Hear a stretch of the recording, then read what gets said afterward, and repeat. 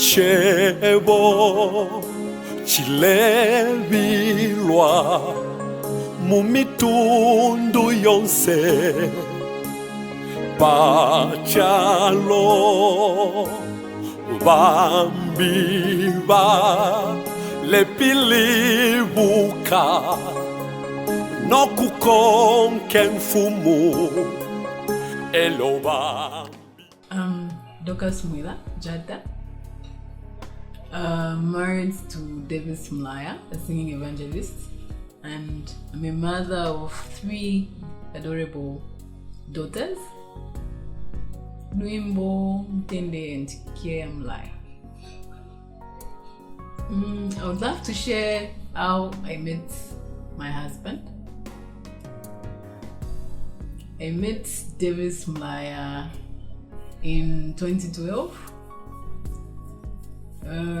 That was the time that we were launching an album from a group that I used to sing in, Heavenly Melodies. He was our producer, although I never met with him. I was just hearing about him because our recordings, we did them from elsewhere, and he only did the mixing and editing of the songs. And one funny thing was that at some point I almost opposed that we do the editing with Davis Mlaya. Although other people were for him, they highly spoke about this man that is a good producer. When he does the work, would love it. Me, my opinion was that we record with someone from Botswana, and coincidentally a friend connected the director of our group with Davis Mlaya. However, I just thought, okay, let me just let it go. The fact that a lot of people wanted to mix with Davis, I just decided, okay, let me let go. So it was on a day that we were launching the album that I came to meet this man, this loving and caring man. I remember it was around 14 hours. It was around 14 hours when one of our chairpersons advised that I should be the one that is going to be saving the visitors that we had, the guests that we had that day. Amongst them was Davis Mlaya. At some point, I offered them some water. The guests, the guest of honor, I gave him water. I also gave water to Davis Mlaya. We never spoke much. I just asked him whether he'd love to drink some water, and then he just said yes, without even looking at me. I noticed he wasn't looking at me, and I also didn't even pay much attention to him. But afterwards, I went to sit where we were singing. He started singing. I didn't even pay attention to the music that was playing, that was being sung. One of my best friends, Sylvia, just rebuked me and told me, Lucas, honestly, why are you making so much noise when there's so much music, nice music being offered out there? I just told him, just forget. I just don't know why, and I'm not interested in the songs. Not until we sang a song, Kanola Cruz. That's when he caught my attention. Before that, someone had matched us. Yeah. Someone just said, have you seen that man singing over there? Do you know that you would look very nice with him? And I was like, no, forget. Another person also had earlier spoken about it, saying, hey, Dorcas, do you know that with that man you can make a very good match?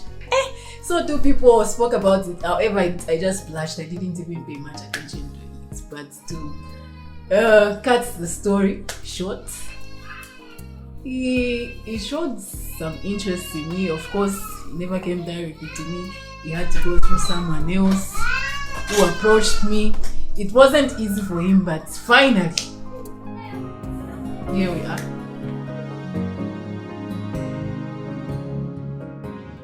That takes me to a point when we were organizing our wedding and kitchen party, most especially the kitchen party. We were 2 weeks into the event when I got sick. As you know, as Africans, I know even other Africans, they do this.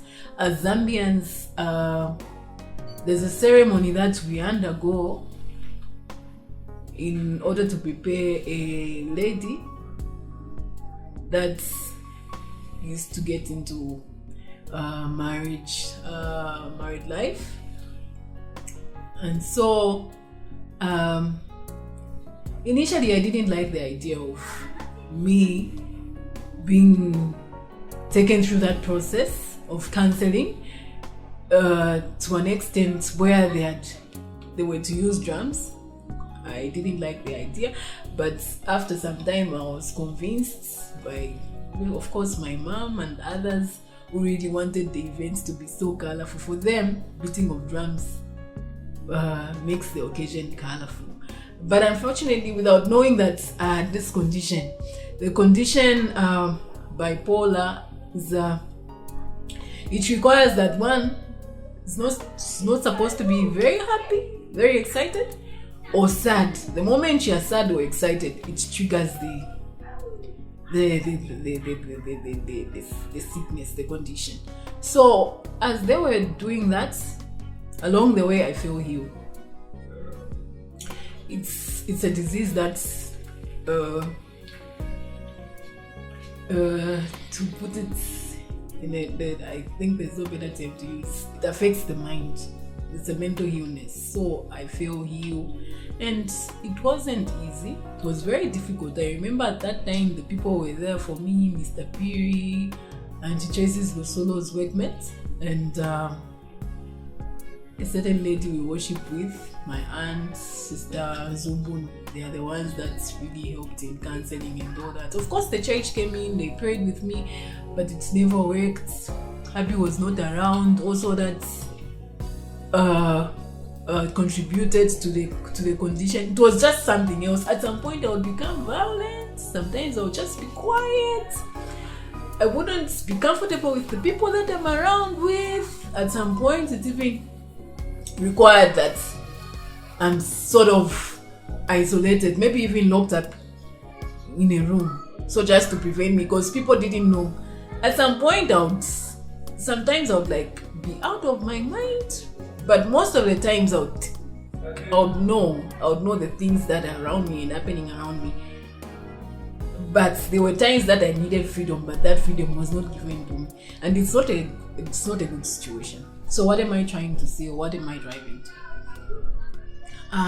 Even though I'd gone through that, my now husband, David Smulaya, was there for me. When he came back, of course, he was talked to. Others advised that maybe if we can postpone the kitchen party and all, but he suggested that we go. Didn't even mind about the sickness that I was going through, and he decided that he should not tell any of his relatives that this is what my wife had experienced. And it stayed like that even after we got married. There were times that I would go through episodes, but he would be there for me. Auntie Tracy, Mrs. Tembo, they are the ones that my family, of course, although at some point it's like they got fed up. Initially for them, they were thinking I was faking it. I was faking the disease. But thank you. I give many thanks to Auntie Tracy. She had been there for me. For her, the only thing she would say was that I think what this lady needs, what this girl needs, is just to be given love. And that's the love that has made me reach this far. And mostly this condition would attack me the time that I'm either pregnant or after putting to birth. For others, they would say it's postnatal. It's a postnatal condition or scenario, but I've just come to realize that it's bipolar. It's been there for quite some time. I've gone through thick and thin, but thank God I'm now getting better. I'd also love to share, I think, this last episode, which lasted almost a year or two. It was something else. For those who would see me personally that time, I was just something else. I was devastated. Everything about me changed. I remember one of my friends coming to see me in Milimo. She came to see me. When she saw me, she was so shocked at the way that I was looking. My appearance was just something else. I became so thin, so you couldn't, if you met me or you were to come and see me that time, you wouldn't recognize me. But I thank God this made me better now. It was a difficult situation such that I was staying with my husband and my kids, and there was no one else to help but him. You can imagine he's working, his studio is just within home. There will be times that I would just become wild, do all sorts of things, tell him all sorts of bad things, because most of the times the people around me would become enemies. Sometimes I would even fear my own children, my own kids. It was so rough. I remember that time I was pregnant, being pregnant and having to go through such attacks. I would call them attacks. I wouldn't even be able to explain it to someone. Sometimes I would think I'm just okay, when others are able to see that there's something wrong with Dorcas. Sometimes I would be very quiet, sometimes I would be violent, sometimes I would even provoke my husband to a certain situation, maybe where I can even do bad things to me. But I thank God he was there for me. He was able to endure. Other friends would come and tell him, advise him that maybe he takes me to my family so that he can be working well, because his work life was being affected, his social life as well. You know, he's an evangelist. It requires him to go and sing elsewhere if he had to stop traveling during that period. I thank him, he's been there for me. I remember my sister just recently telling me that I think I should be very grateful to that man, because very few people do what he did. Very few men actually do what he did. He stood by you the time that you were not feeling well, you were sick. Sometimes you think you were just doing things deliberately, you knew what you were doing. Sometimes you would insult us, sometimes you would accuse us of things that are not even there. But thank God this man stood by you.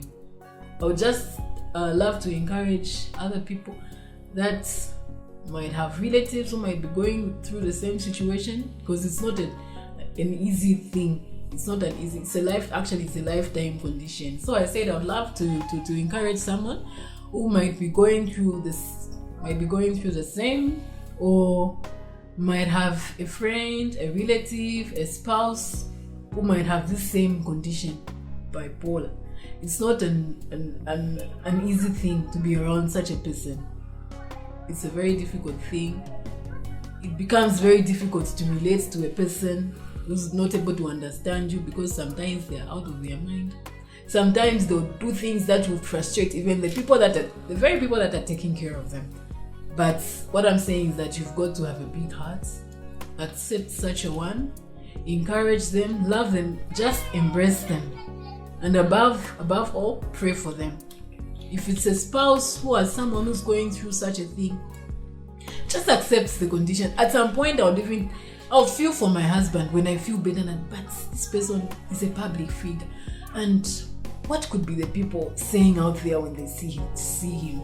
That this is a person who has a wife who's going through such a condition, who has this condition. Sometimes even myself, I would just be thinking of how I would face the world after what I was going, especially the time that I was going through. How are people going to look at me? How are people going to perceive me when they see me with my husband? I thank everyone out there who's accepted me the way I am. And the first thing I think is to accept the situation the way it is, accept the spouse, and be proud of them, of who they are. That's when you can pull through this situation. And there could be others who might just be facing, you're about to get married and you're facing a situation, maybe the spouse has a condition that's making you doubt as to whether you can spend a life with them. God allows us to meet for a situation, and He allows for a purpose, and He allows certain situations to happen for a purpose. You can imagine if we all were going to be conscious of what our friend is going through. No, I cannot get married to this person because of A, B, or C. I think it wouldn't be a better world, and all we need to do is to carry one another's burdens and learn to appreciate, look at the good things that person has, and not look at the negatives. In conclusion, I would love to appreciate people like Mrs. Tembo, Charity Tembo, and the entire family for having been with us, supported us even throughout the time that I wasn't well. They were there for me, they were there for my kids. And I also wanted to say thank you to Auntie Trace, my second mother. I'd call her my mom. She was there through thick and thin. There were times that I told her nasty things and pleasant things, but even no matter what you do, she would still come. You would still see her the next day. So people with such love, that's what I would call agape love. I think God should bless her graciously, abundantly. May she progress in everything that she does. I will not forget to thank my mother-in-law. She had been there for me. I remember this time she nursed me for I think a month with my sister, Loveness Mlewa. She's also got a big heart. Despite what we had gone through, she was there for me, and these are the people who saw me through until I got better.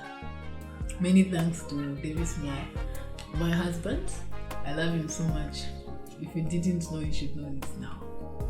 And my daughters, as young as they were, they were there for me as well. There were times that Mudende would prepare even tea. At a very tender age, 4 or 5 years, she would prepare tea for me and give me, "Mommy, come and drink tea." There's a time that it's so heartbreaking. My friend remembered this once. She found Mudende frying eggs and she was like, "But it's what?" Anyway. All in all, enjoy watching this testimony and get encouraged. For now, I'll end here. That be on the lookout for more testimonies. I'll continue sharing and encouraging others. Because I feel this is also a gift that I have, that God has given me, a gift of encouraging others and just giving out smiles out there. I think that's it.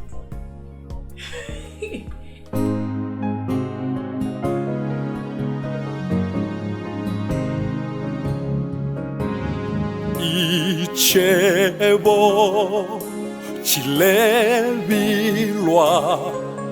mumitundu yonse pacha